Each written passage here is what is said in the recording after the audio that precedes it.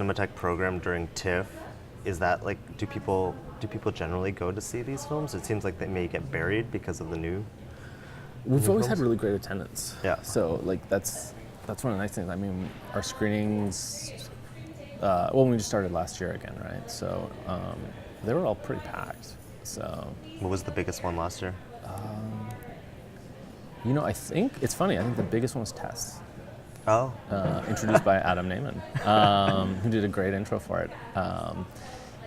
Yeah, I think Tess was the biggest one. It was beautiful 4K. I mean, that was like a stunning digital restoration. Like, that's as good as they get, I think. Like, the quality of the light in it was amazing. But all of them were pretty packed. We did a lot of them in Cinema 4, so, and this year we moved most of them to Cinema 4. I just think it's more comfortable. I like Cinematheque stuff in Cinema 4 anyways. Yep. I think it really works in there. But like Dial-In for Murder, like people were turned away. We had bored while introducing it. So, the other one was Cloud Cap Star. Actually, the most obscure ones are the ones that kind of do the best in a way, or at least last year did the best, which during the year is more challenging. Like, it's not...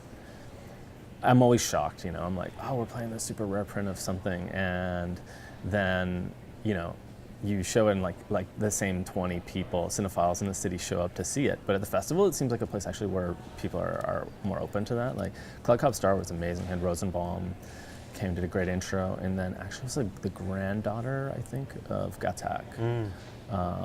Actually came out. She was like in her 80s. So it was really moving to see some of the family out at the screening. But yeah, and then, all of them did very well. And it's an interesting cross, the audience, because you get a lot of local people, I think, coming out, in part because it's free, which is great. I love it being free. So we charge all year round, so we really don't need to charge at the festival. Yeah. And I think, the other audience we get are like, it's kind of like wavelengths in a way. We get the curators who come out, critics, stuff like that. So it's a nice cross, the audience. Are you focusing on like newer restorations or moving forward, like the big restorations of that year, perhaps? I mean, that's the selection process. That's what we kind of limit it to in a way, is the new restorations. Because of course you have like the whole history of cinema to choose from. So what do you do? So yeah, it's all new. And this year it just happens that a lot of the new restorations are actually really big films, like Rome Open City, Hiroshima Mon Amour, An Autumn Afternoon. Like, we have a lot of the major classics. So, are those mostly Janus? Janus has a couple of them on rights, and then sometimes it's sourcing DCPs from an archive in Italy or something. But Janus is great. I mean, we work with them all the time, and they're, I think, one of the best distributors in the world. I mean, it's amazing to have Janus. I don't know what we'd do without them. I mean, just a year-round programming, what Janus does for us. And it's pretty much two people running the whole theatrical department of Janus, which I think is unbelievable considering what they do. So, how do you figure out who to speak before them? This year, well, we have David introducing Shivers, which will be fun because David's always a really entertaining guest. And then we're still working it out. This year we wanted to try and get some filmmakers in. Last year it was all critics. So this year we're trying to get filmmakers. So of course, working with people's schedules, their press schedules. So we're just still working it out. We don't have anyone confirmed. We have some that are looking, pretty good so far, but who knows? I mean, they could drop out if their flight gets canceled, or there's too many media requests for them. I mean, the priority is always to promote their new film in the media, but they usually love doing the Cinematheque film because, like, stuff that influenced them. It's, Was that part of like the Dialogues program a few years ago, where people were presenting other films, like filmmakers? That's the thing, is like years ago, when I first started going to the festival with public, they had retrospectives. So I remember going to see like Uruk Seidel, Kiyoshi Kurosawa, and they do a retrospective with the new film, which is really cool. And they also had Dialogues, which is a filmmaker coming in. They would actually choose a film, which becomes complicated because you lock the films maybe like a month or two ahead, and then you have a very short amount of time to actually lock in, who the. Get some music now. you have, then you have a really short time for them to choose, and then sometimes the filmmaker takes they'll take like 3 weeks to be like, oh, I don't know, it's my favorite film. So I think the timelines were challenging on those, and I don't know what happened because I wasn't involved with the festival at that point. I was, working at Cinematheque, and we didn't have the direct involvement. And then at a certain point, we decided, you know what, we really need classic programming in the festival. It doesn't make sense not to have it. And so we decided to bring it back. And last year's the first year, so we were like just kind of figuring out. The idea was restorations, and then we thought, well, maybe we should have guests. So. Last year we had some great critics in town that we knew, like David Bordwell, Rosenbaum, Frodon. So we thought, let's get some of these great critics to come out and talk about the films. And then this year we thought it'd be nice to actually kind of bring some of that dialogues feel into and bring some of these, some of the filmmakers out to talk about films that influence them. So. Yeah. And premiering Shivers, is that something that you want to do moving forward, kind of be a platform for the restoration to have its unveiling? Yeah, I mean, we would love to continue restoring films and doing this. I mean, we were fortunate to have the Cronenberg project to have a reason to do this and to have the financing to do this, because it's very costly. We restored a bunch of Cronenberg films or made new prints of new films or for the upcoming retrospective in the fall. And Shivers was one where it was like in the worst condition, probably. It was really tough. Yeah, I saw that print like a year ago. I mean, and so we looked at a lot of different elements from them. Our archivists here in the Film Reference Library, they worked on it and tracked down from different archives the best elements we could find. Also, David's office helped a lot. And Shivers was the one that actually needed like a ton of work. So we did like a digital restoration of it. It's like frame by frame cleanup with the scratches, the dirt, and everything. And then on that one, the actual opening credits sequence doesn't exist anymore as Shivers, and David's adamant that it's Shivers. Yeah. And of course, the only one that exists is They Came From Within, from the okay. American release. So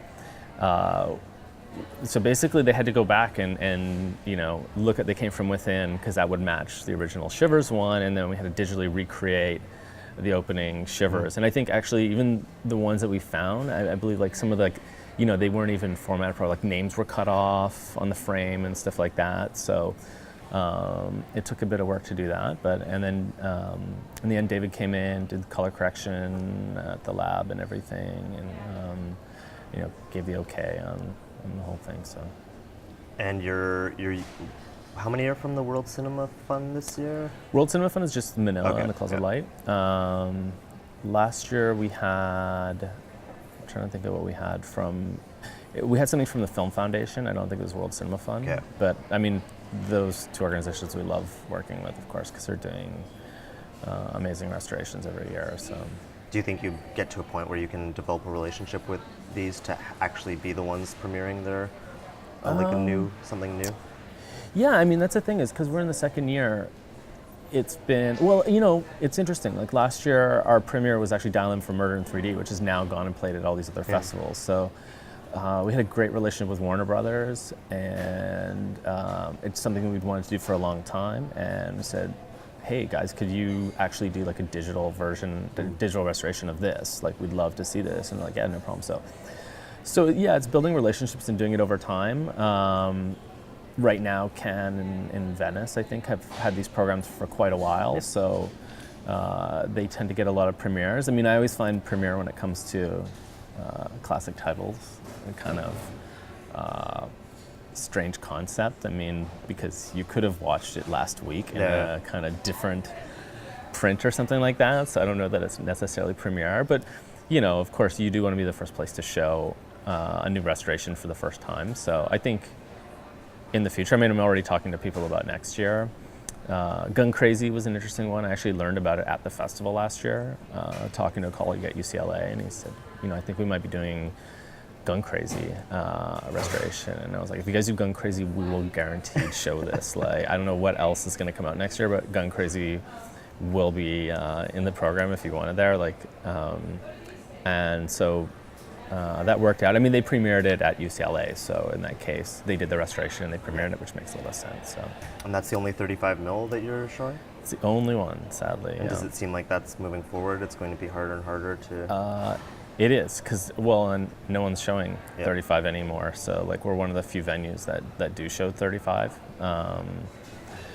It's going to be a huge challenge. I mean, we've been aggressively purchasing prints over the past few years for our collection so that we have stuff to show here at the Cinematheque year-round. So we have a bunch of stuff we haven't even shown yet. We're just trying to buy what we can right now while it still exists and it's affordable. So, 35 is important to us, but the costs of it are just getting higher and higher.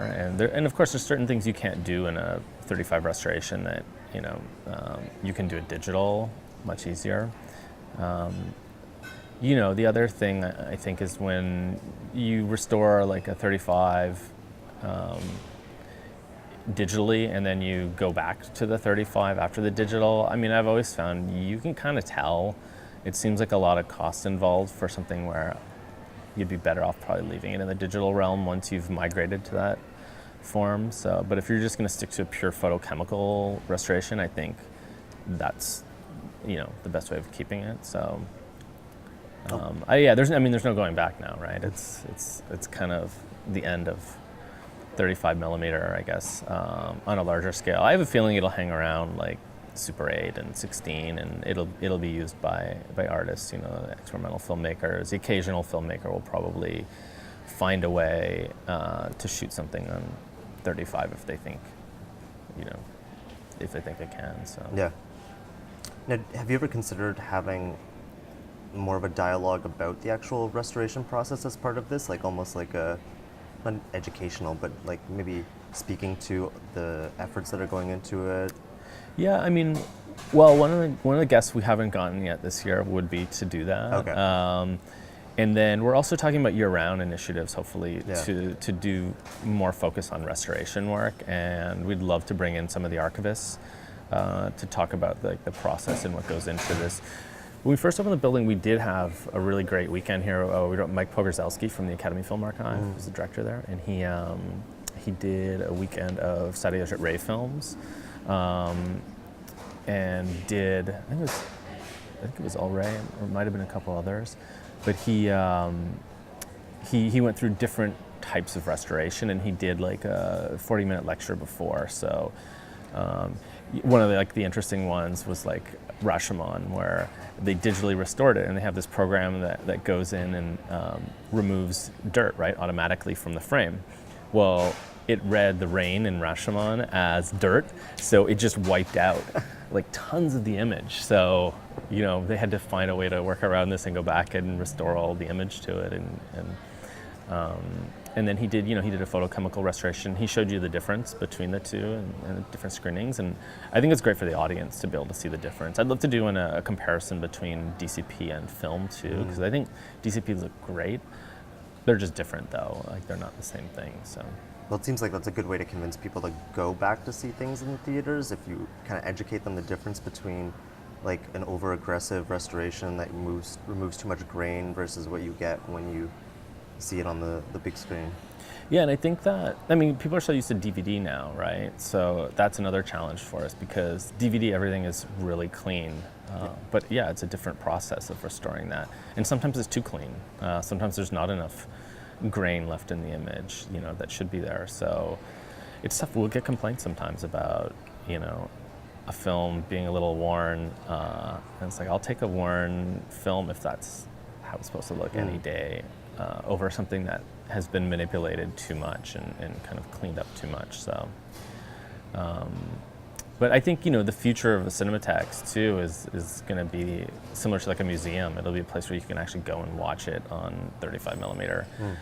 It'll be more of an event that it'll be more and more rare. I mean, it's more and more difficult to actually borrow prints from different places too, because they're so rare.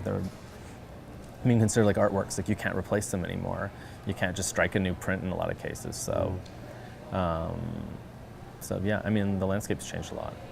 So do you see a point where the 35 in the Cinematheque at the festival is like this, it is this kind of pilgrimage you make? Like, it also seems like New York Film Festival, the titles that are getting the biggest recognition are the archival ones and not the new ones. Yeah, I think that's it. I think people it's an event now. Like, it's like 70 millimeter used to be an event. It's rare, so I think people are going to want to come out and see it. It's a different experience. I mean, imagine we could show nitrate, but and I've talked to people who've seen. I've never seen nitrate. But, talking to people who've seen nitrate, I swear it's like the most magical thing you can ever see. So I think 35 is that new rarity, and I think it's gonna be a big selling point for audiences to come out, and it's a huge difference than at home or even like a DCP in a multiplex or something.